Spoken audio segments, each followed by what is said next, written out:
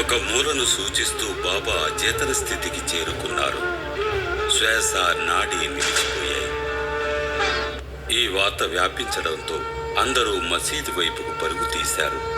మహల్సాపతి మాత్రమే ప్రశాంతంగా ఉన్నాడు. బాబా, మమ్మల్ని వదిలి ఎందుకు వెళ్ళిపోయారు బాబా?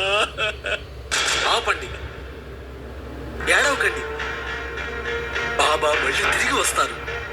బాబా మాట ప్రకారం మహల్సపతి బాబా శరీరాన్ని సమాధి చేయక 3 రోజులు కాపాడారు.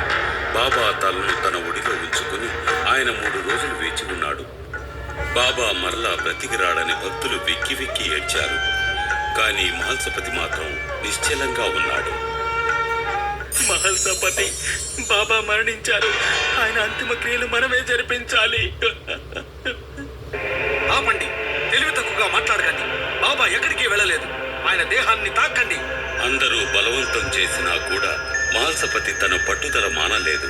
బాబా తాను మరలా బ్రతికి వస్తానని నాకు మాట ఇచ్చారు. మనం ఓపికగా వేచి ఉండాలి. 3వ రోజు సూర్యోదయానికి ముందుగానే బాబా శరీరంలో కదలిక ఏర్పడింది. ఆయనకు ప్రాణం వచ్చేసింది. కాళ్ళు చేతులు కదిలించి కళ్ళు తెరిచి చూశారు. బాబా బ్రతికారు. ఆయన మనతోనే ఉన్నారు. క్షమించండి మహల్సపతి, మీరే బాబాను మరలా బ్రతికించారు. దయచేసి మమ్మల్ని క్షమించండి. మహల్సపతి దృఢ చిత్తంతో కాపాడినందువలన బాబా సజీవులైనారు. ఆ తర్వాత 30 సంవత్సరాల పాటు బాబా మనతో ఉన్నారు. బాబా అంతిమ యాత్ర 1918 అక్టోబర్ 15వ తేదీ మంగళవారం విజయదశమి నాడు శ్రీ సాయిబాబా తన భౌతిక దేహాన్ని విసర్జించారు.